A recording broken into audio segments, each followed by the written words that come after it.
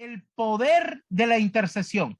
Vamos a comenzar a tratar este día lo que es la parte de intercesión, ¿verdad? Así es que vamos a empezar este tema y para esto voy a dejar con ustedes al pastor José Luis García. Buenas noches, bendiciones. Vamos a hablar del poder de la intercesión. Pero primero, para poder hablar del poder de la intercesión, primero tenemos que definir qué es la intercesión. Interceder es la acción de uno que busca el bien de otro.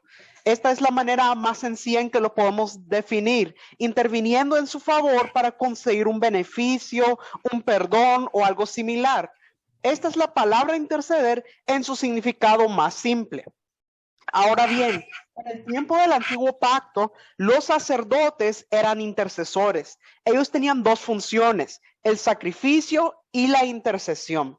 Entonces, ellos intercedían en el sentido que presentaban al pueblo delante de Dios para expiación del pecado. Entonces, este era el oficio del sacerdote. Pero nosotros también podemos ver varios siervos de Dios desde el antiguo pacto que aún sin ser sacerdotes hicieron una intercesión identificativa. Y algo que podemos notar es que la mayoría de ellos eran profetas. Vemos, por ejemplo, el caso de Abraham. Él intercedió a Dios por Sodoma para que no fuera destruida Sodoma. Y Dios miró la fe de Abraham. Recuerde que Abraham le dijo, ¿y si hubieran 50 justos ahí? Y Dios le dijo, si por esos 50 no la destruiría. Y él siguió tratando de bajar el número. Y aunque al final Sodoma sí fue destruida, Abraham intercedió hasta el último momento por Sodoma. También tenemos el caso de Moisés. Moisés fue un profeta que repetidas veces intercedió a Dios en favor de la nación de Israel, que era una nación rebelde.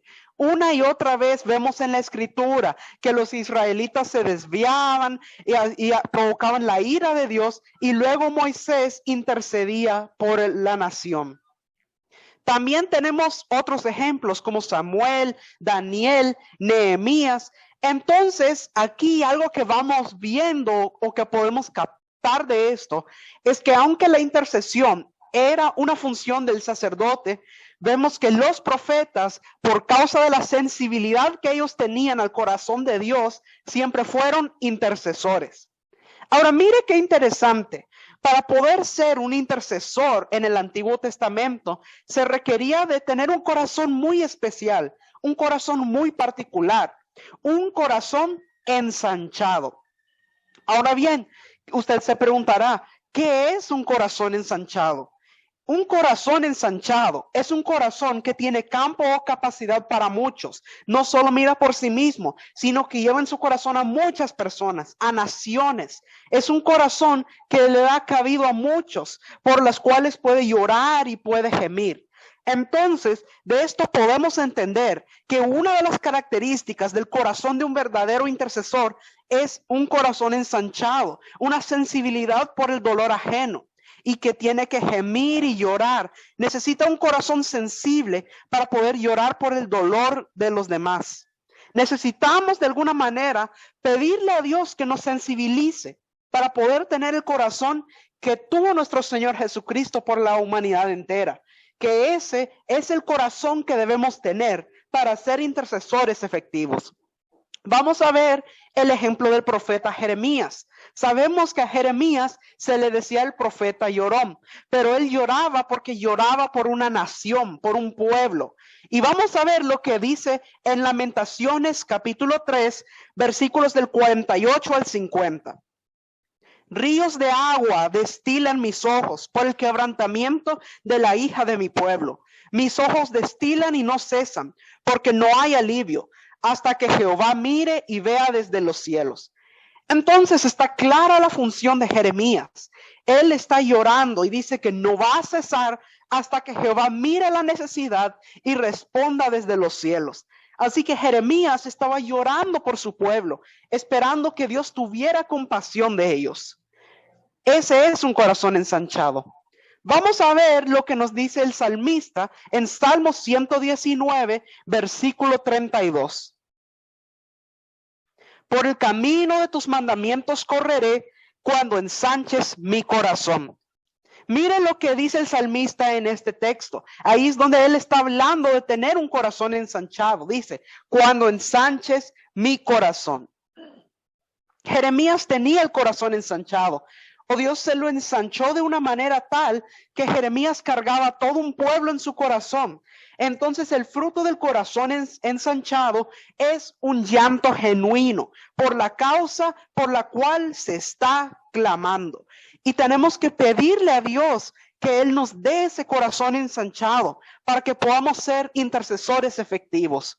Vamos a ver lo que dice Zacarías capítulo 12 y versículo 10. Y derramaré sobre la casa de David y sobre los moradores de Jerusalén espíritu de gracia y de oración.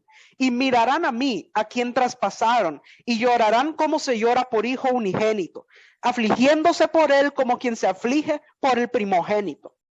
Entonces yo declaro y proclamo que como Dios derramó sobre la casa de David ese espíritu de gracia y de oración, eso también será derramado sobre cada uno de los que estamos conectados en esta noche.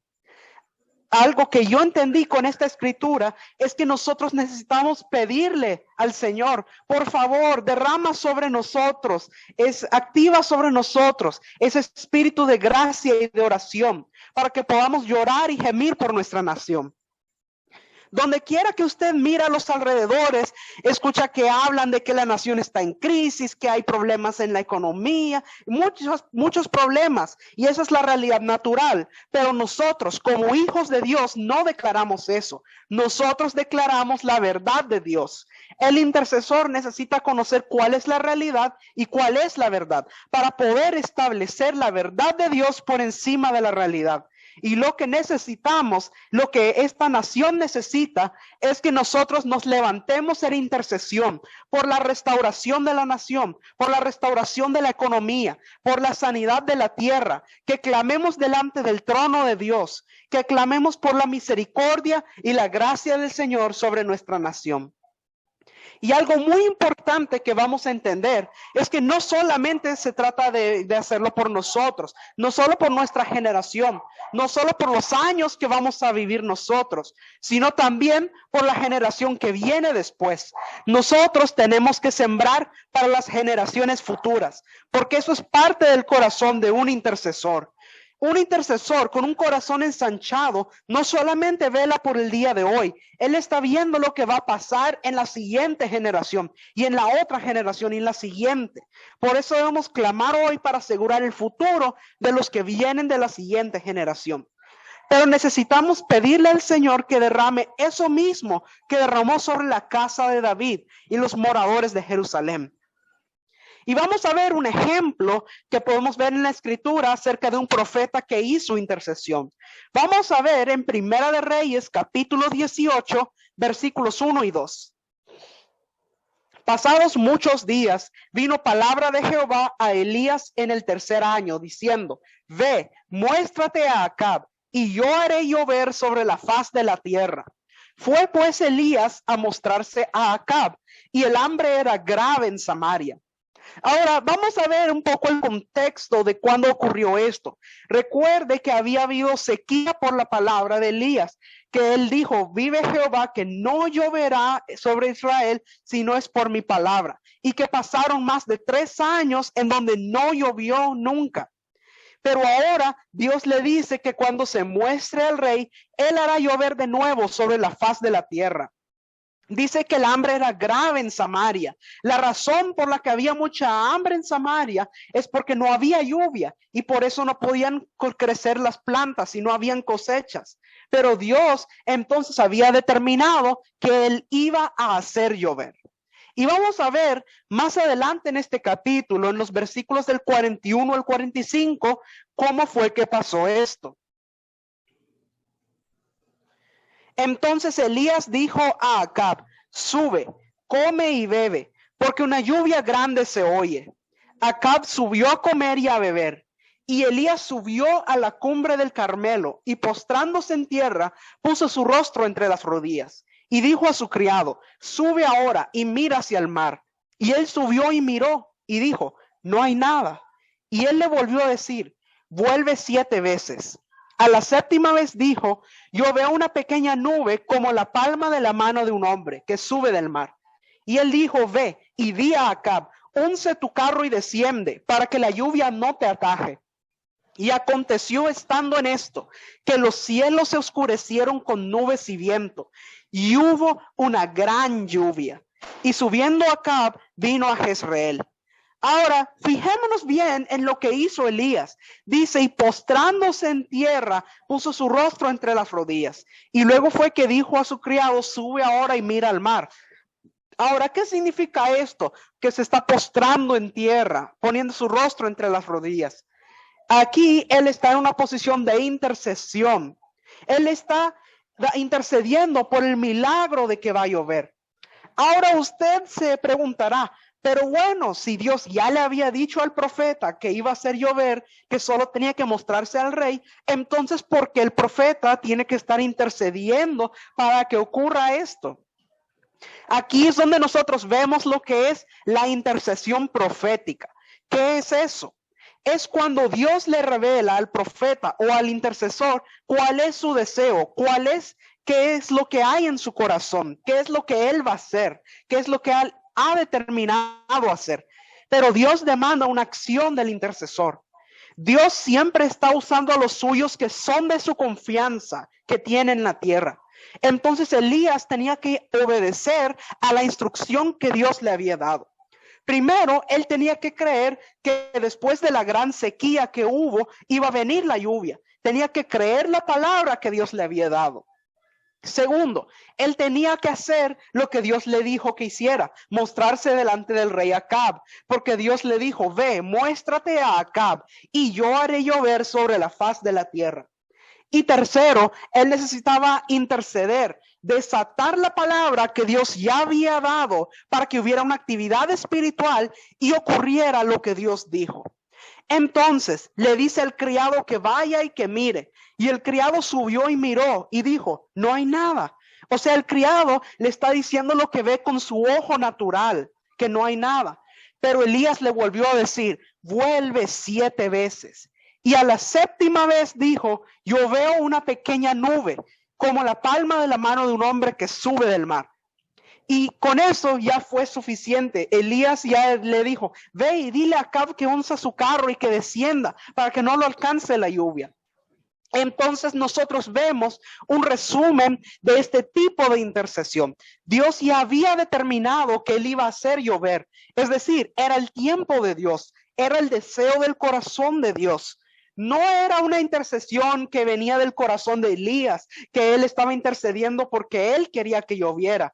Era una intercesión que se originó en el corazón de Dios, que Dios había dicho que iba a hacer llover. El profeta solo tenía que desatar la voluntad de Dios sobre la tierra. Era una intercesión profética.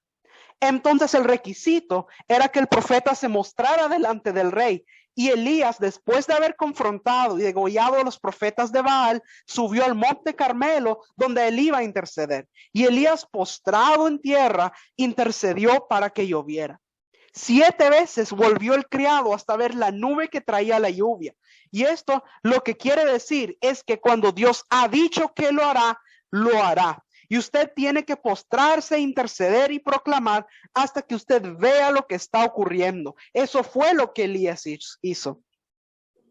Este es un concepto muy importante que nosotros debemos entender. Pero ahora quiero mostrarle otro ejemplo de un varón de Dios del Antiguo Testamento, que hizo muchas cosas buenas, pero vamos a ver que cometió un error en cuanto a su familia y a las siguientes generaciones, que es el rey Ezequías. Vamos a ver lo que dice Isaías 38:1. En aquellos días, Ezequías enfermó de muerte. Y vino a él el profeta Isaías, hijo de Amós, y le dijo, Jehová dice así, ordena tu casa porque morirás y no vivirás. Ahora, yo le quiero preguntar, ¿por qué Dios había mandado al profeta a decirle a Ezequías, ordena tu casa? Era porque no estaba ordenada su casa. Tenía un desorden con sus hijos en la casa. Entonces, a pesar que Ezequías había hecho cosas correctas delante de Dios, porque recuerde que Ezequías trajo un gran avivamiento a Israel. Recuerde que él volvió a abrir las puertas del templo que estaban cerradas. Recuerde que él mandó a los levitas a santificarse, hizo pacto con Jehová, estableció de nuevo la adoración en la casa del Señor, hizo muchas cosas buenas. Pero cometió un error en relación a sus hijos. Y es muy importante que nosotros podamos entender esto, porque no podemos estar edificando el templo y la casa del Señor si no estamos edificando también nuestra casa. Nuestra primera misión es impartir y enseñar a nuestros hijos temor a Jehová, a la palabra de Dios, amar a Dios sobre todas las cosas. Entonces es importante hacer esto, porque estamos dejando un legado a la siguiente generación. Y si fallamos en hacer eso, podemos privar a toda una generación de una bendición que Dios nos ha entregado. Entonces, vino la palabra de Jehová al profeta Isaías y le dijo esta palabra, que le dijo: ordena tu casa porque morirás y no vivirás. Entonces, Ezequías entra y clama a Dios para no morir. Entonces, mire lo que pasa después en el versículo 4 y 5 de este mismo capítulo 38. Entonces vino palabra de Jehová a Isaías diciendo: ve y di a Ezequías, Jehová Dios de David tu padre dice así: he oído tu oración, he visto tus lágrimas, he aquí que yo añado a tus días 15 años. Entonces podemos ver que Dios escuchó el clamor de Ezequías y le concedió 15 años más de vida. Pero eso no fue todo. Vamos a ver lo que dice ahora en los versículos del 5 al 8. Entonces dijo Isaías a Ezequías: oye palabra de Jehová de los ejércitos. He aquí vienen días en que será llevado a Babilonia todo lo que hay en tu casa y lo que tus padres han atesorado hasta hoy. Ninguna cosa quedará, dice Jehová. De tus hijos que saldrán de ti y que habrás engendrado tomarán y serán eunucos en el palacio del rey de Babilonia. Y dijo Ezequías a Isaías: la palabra de Jehová que has hablado es buena. Y añadió: a lo menos haya paz y seguridad en mis días. Mire lo que era esta palabra. Era una palabra dura, porque dice de que nada de lo que atesoraron sus padres iba a quedarle a sus hijos, a su descendencia, y que de los hijos que salieran de él no iban a quedarse, sino que iban a ser llevados cautivos a Babilonia. Pero quiero que se fije en cómo era el corazón de Ezequías. Ese no era un corazón ensanchado. A él lo único que le importaba era su generación o sus días. Es decir, sí fue un buen rey para su generación, trajo avivamiento para su generación, pero no se preocupaba por las generaciones futuras, porque podemos ver que a todo esto que le dijo el profeta Isaías, Ezequías dijo: la palabra de Jehová que has hablado es buena, por lo menos haya paz y seguridad en mis días. Dice, es buena la palabra de Jehová. La manera en que lo dice es como que dijera: está bien, yo lo acepto, que no les quede nada, que los lleven prisioneros, con tal de que haya paz en el tiempo mientras yo vivo. Entonces, aunque él fue un hombre muy importante para su generación, no tuvo el corazón para preparar a la siguiente generación. Y bueno, ¿qué fue lo que ocurrió? ¿Cuál fue la consecuencia de todo esto? Lo podemos ver en Jeremías capítulo 15, versículo 1.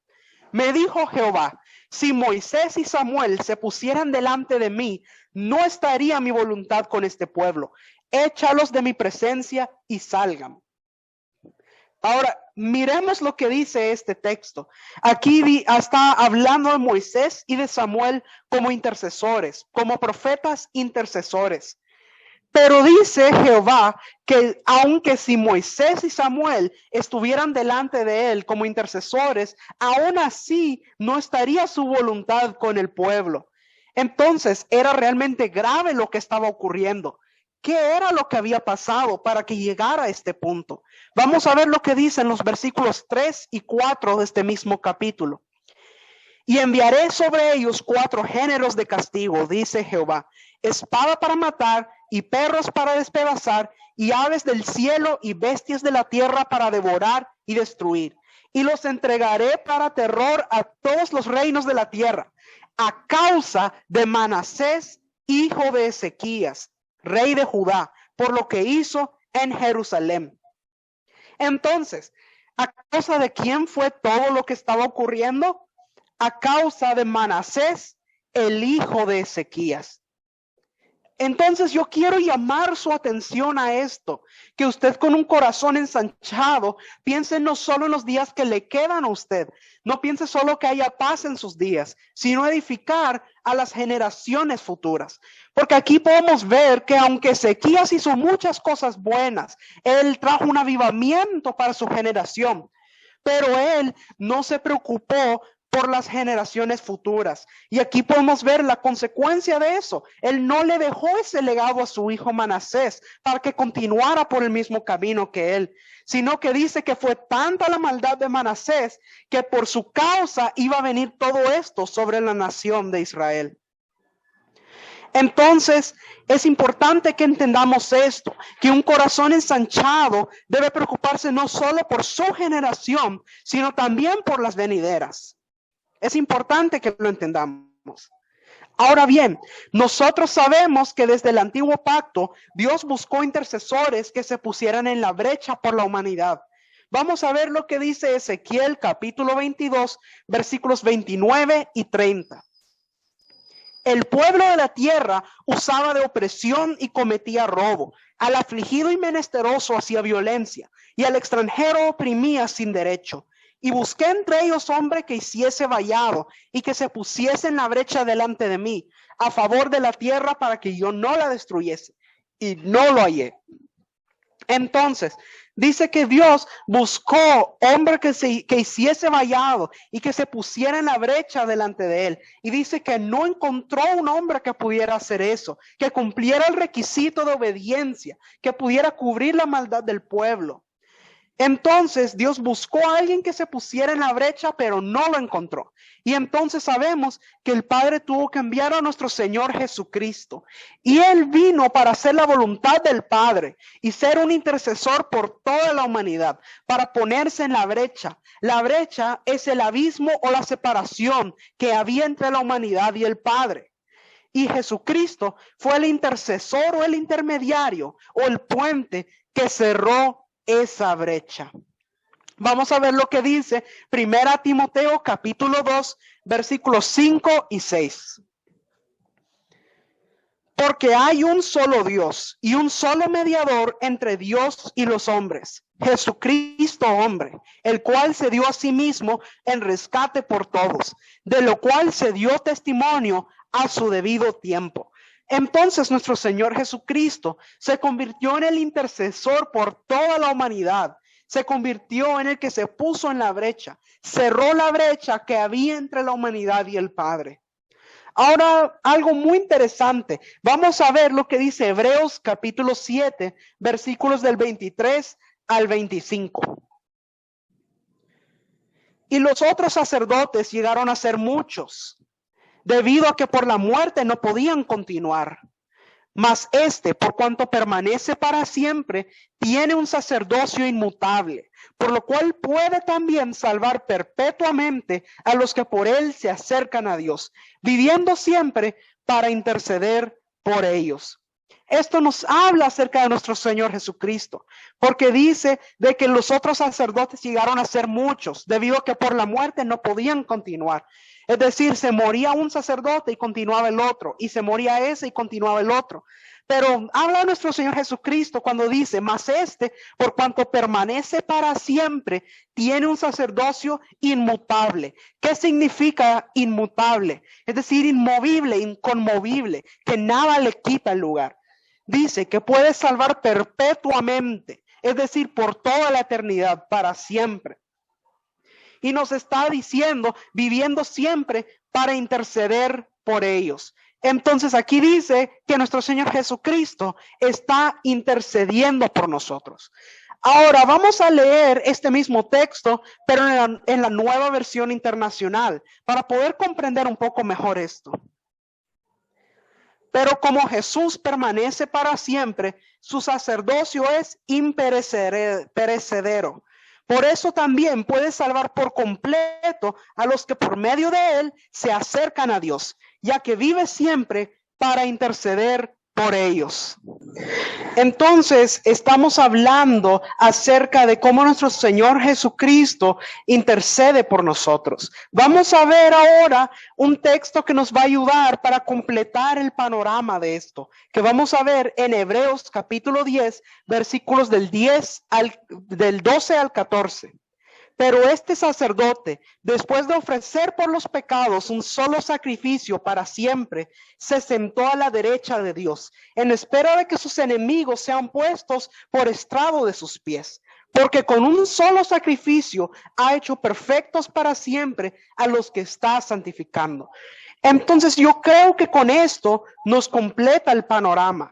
Entonces dice que nuestro Señor Jesucristo hizo un solo sacrificio por la humanidad y con eso fue suficiente. Y con eso basta.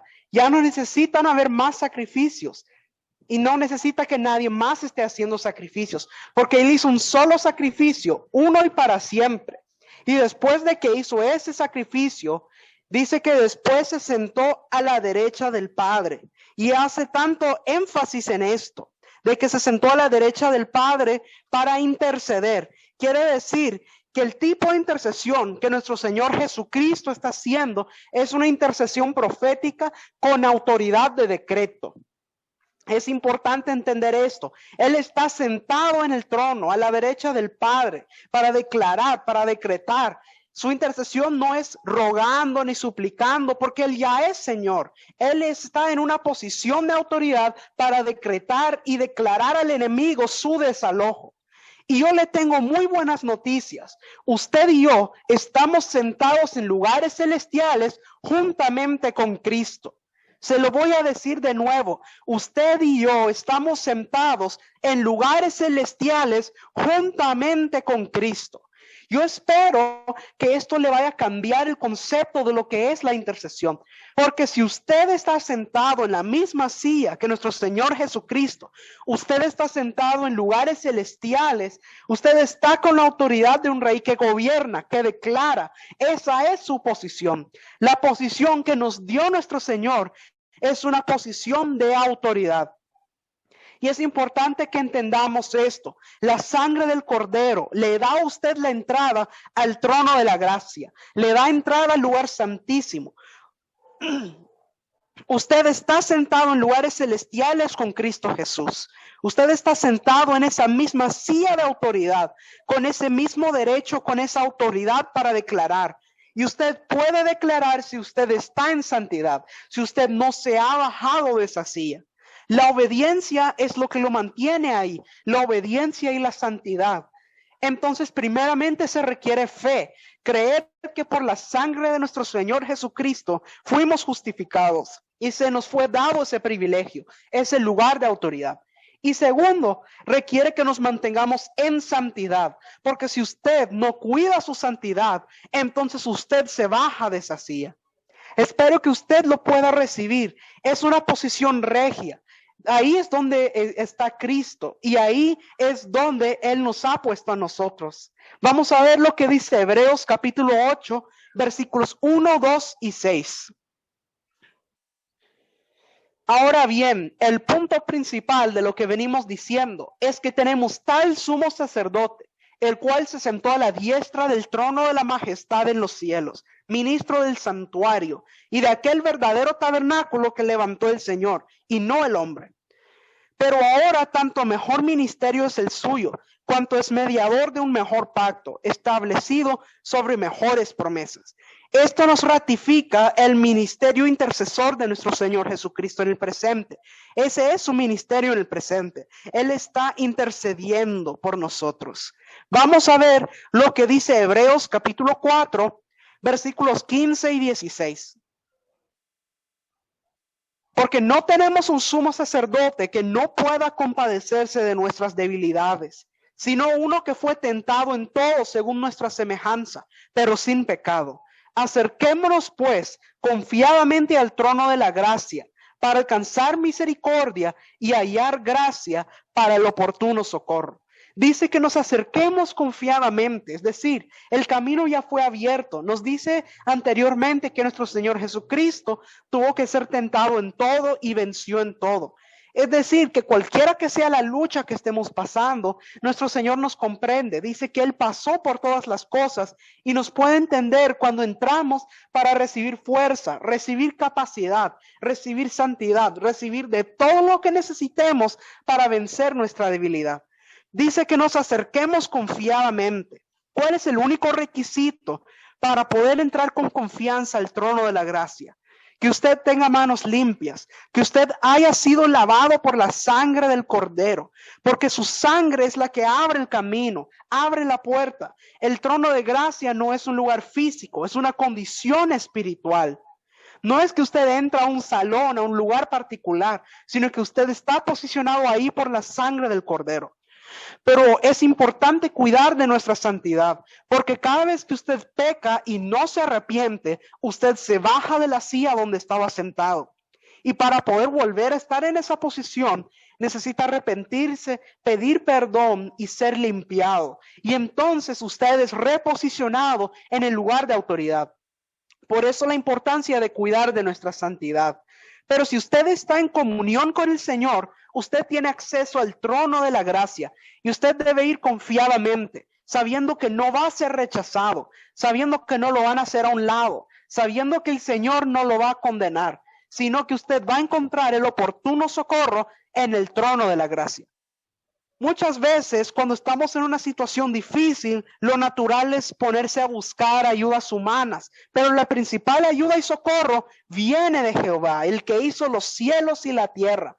Él desde su trono tiene para nosotros todo lo que necesitamos para poder seguir caminando, para seguir avanzando, para seguir venciendo el pecado que nos asedia, seguir venciendo la debilidad y las situaciones con las cuales estamos siendo confrontados día a día. Y aquel que comenzó la buena obra en mí la terminará. El Señor Jesucristo está intercediendo para que esa obra sea terminada, para que usted no se quede a medias, sino que continúe en santidad hasta el final, que se termine esa obra que fue iniciada en usted. Ese es el deseo de Dios, que su destino profético en usted se cumpla, que nadie se quede a medias. Y si entendemos eso, sabremos que podemos entrar confiadamente donde el único que nos puede dar la gracia, para vencer la debilidad, para vencer todo problema que tengamos, todo lo que nos cueste vencer, solo Él nos puede dar su gracia, nadie más. Él está interesado en hacerlo. Y por eso es importante entrar continuamente ante el trono de la gracia, por nuestra propia edificación, por nuestra propia santidad. Ahí es donde nosotros somos fortalecidos. Entonces, y es importante entender esto. Dice que hay que entrar confiadamente. Dice que entremos confiadamente. Usted no tiene que entrar dudoso. ¿Será que me escuche? ¿Será que me perdone? Una de las armas que el enemigo usa contra nosotros es la duda, el temor. El enemigo va a tratar de ponerle cualquier cosa, cualquier pensamiento para tratar de hacer que usted dude, que no se sienta con la confianza de acercarse al trono de la gracia. A veces puede ser la culpa, a veces te puede decir, es que tú fuiste tan malo, mira todo lo que has hecho, es que has hecho esto y aquello, tú crees que mereces eso. Pero recordemos algo muy importante, que el poder entrar ante el trono de la gracia no es porque nosotros lo merezcamos, no es por lo que hayamos hecho, es por la gracia de nuestro Señor Jesucristo. Y muchas veces nos confrontamos con situaciones donde no sabemos ni cómo orar y a veces uno se pregunta, ¿y cómo voy a orar? ¿Cómo voy a pedir? No sé cómo hacerlo. Entonces es cuando el Espíritu Santo nos ayuda a nosotros en esa debilidad de no saber cómo orar. Vamos a ver lo que dice la Biblia en Romanos capítulo 8, versículos 26 y 27. Y de igual manera, el Espíritu nos ayuda en nuestra debilidad. Pues qué hemos de pedir como conviene, no lo sabemos. Pero el Espíritu mismo intercede por nosotros con gemidos indecibles. Mas el que escudriña los corazones sabe cuál es la intención del Espíritu. Porque conforme a la voluntad de Dios, intercede por nosotros, por los santos. quiero que entienda que quien da los gemidos es el Espíritu, no nosotros. Él es el que intercede con gemidos. Pero dice que son indecibles. Quiere decir que no se dicen. Son gemidos espirituales que el Padre puede entender. Entonces es importante que entendamos esto, porque a veces se ha malinterpretado esta escritura y hay quienes dicen, es que tengo que dar gemidos indecibles. No, el que da gemidos es el Espíritu. Recuerde que son indecibles, no se dicen. Entonces hay veces que nosotros no sabemos cómo pedir en una debilidad, en una necesidad. Pero el Espíritu dentro de nosotros, el Espíritu Santo, intercede por nosotros con gemidos indecibles.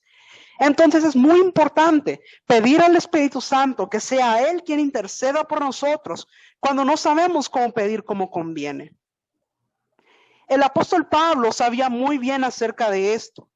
Vamos a ver lo que él dijo en Filipenses capítulo 1, versículos 7 y 8. Como me es justo sentir esto de todos vosotros, por cuanto os tengo en el corazón y en mis prisiones, y en la defensa y confirmación del evangelio. Todos vosotros sois participantes conmigo de la gracia, porque Dios me es testigo de cómo os amo a todos vosotros con el entrañable amor de Jesucristo.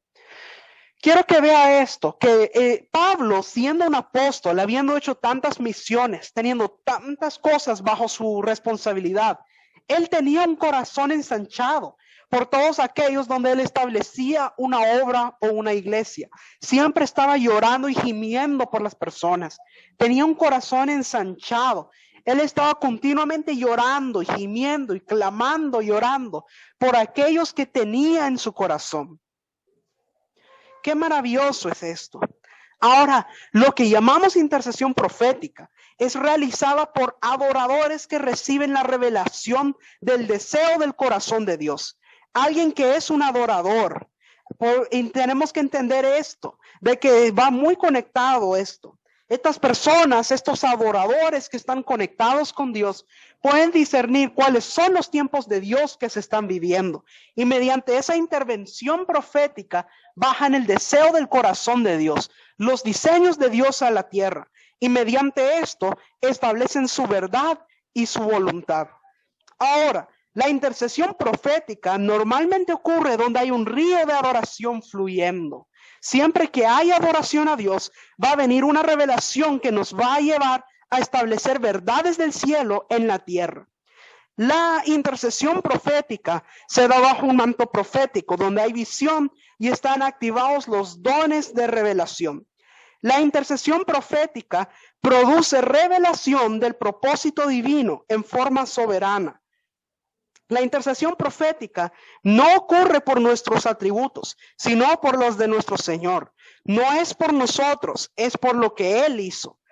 La intercesión profética existe para mostrar la obra realizada por Dios en los cielos, para que la declaremos en la tierra y ésta se ejecute.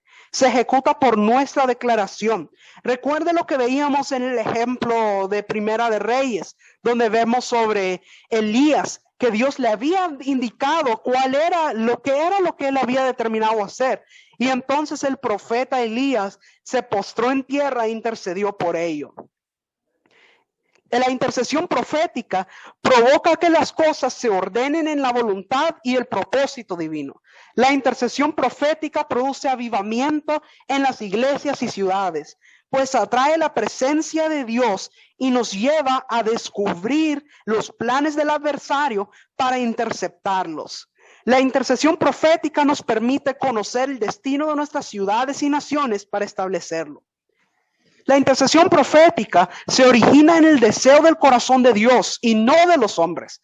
O sea, no vamos nosotros a presentarle a Dios el deseo que hay en nuestro corazón, sino que Él nos presenta el deseo que hay en el suyo.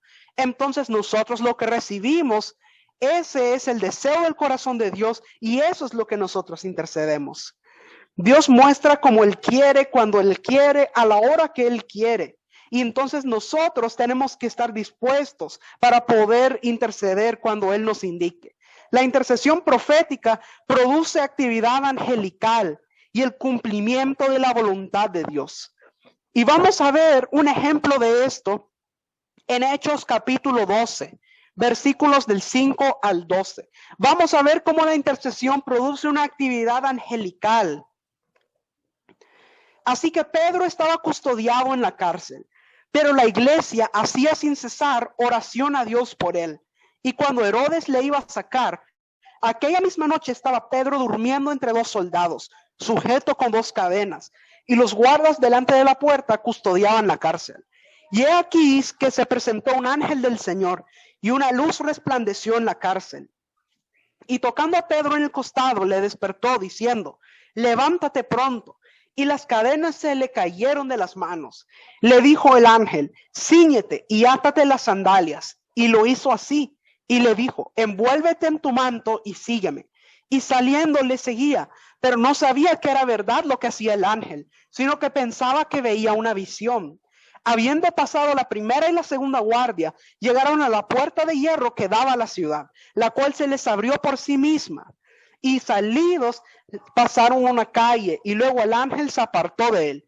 Entonces Pedro, volviendo en sí, dijo, ahora entiendo verdaderamente que el Señor ha enviado a su ángel y me ha librado de la mano de Herodes y de todo lo que el pueblo de los judíos esperaba.